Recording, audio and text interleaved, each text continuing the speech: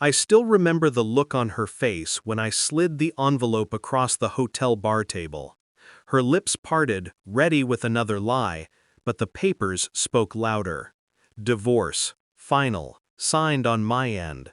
All she had to do was add her name. She didn't. She froze like a criminal caught mid-act. That was the night I stopped being her husband. Back when it was love once, she was everything to me. I met her when I was still building my career, living on caffeine and ambition. She was light, laughing, curious, intoxicating. She believed in me before I had anything worth believing in. We married quickly, too quickly maybe. I thought loyalty came built in with vows. She made me believe that. For years, she wore devotion like a second skin. I didn't notice when it started peeling away. The shift. Her business trips grew more frequent. At first, I encouraged them. I wanted her to grow. But then came the silences. The late-night calls she'd step out to take. The perfume I didn't recognize. The empty, mechanical hugs when she came home. The final nail was a message I wasn't meant to see.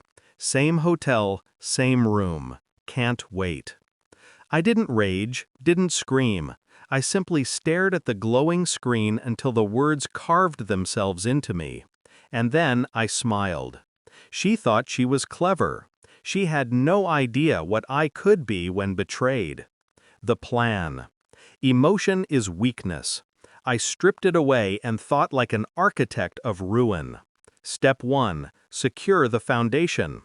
I moved assets quietly, drained joint accounts, and transferred investments into a trust under my control. By the time she noticed, there'd be nothing left to fight for. Step 2. Information. I followed her, once, twice, confirming everything. I learned his name, his face, his weak spots. A married executive with skeletons in his closet. I collected every piece of dirt and built a file heavy enough to crush him. Step 3. Timing. Her next business trip was already on the calendar. She thought I wouldn't question it. That arrogance became my weapon.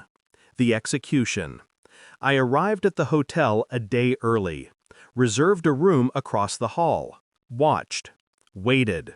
When she entered with him, arm brushing his like they'd done this dance before, I didn't feel jealousy. I felt clarity. I photographed everything. Each laugh, each touch, each betrayal. Then I struck. I confronted her alone, in the bar, papers ready.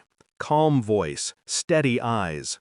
She stammered, begged for explanation time, but the evidence was already there.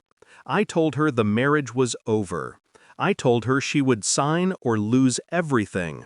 As for him, the next morning, his company received anonymous packages, proof of fraud, leaked photos, testimonies from people I'd bribed. By noon, he was suspended. By the week's end, he was ruined. I didn't yell, I didn't gloat. I simply vanished. Left her with the wreckage. 5 years of silence.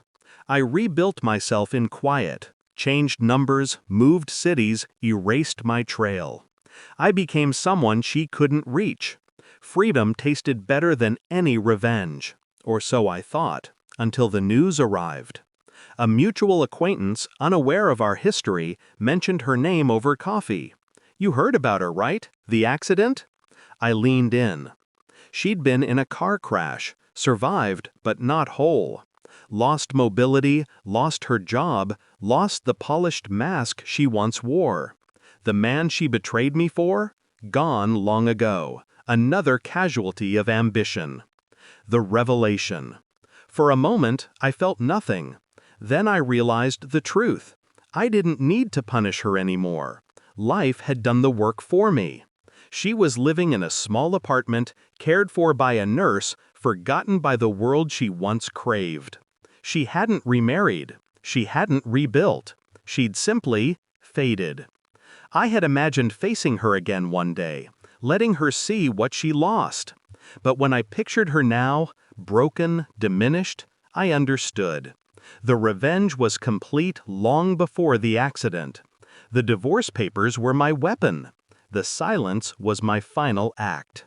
My last confession. If you're expecting guilt, you'll be disappointed. I don't regret it. Betrayal deserves no mercy.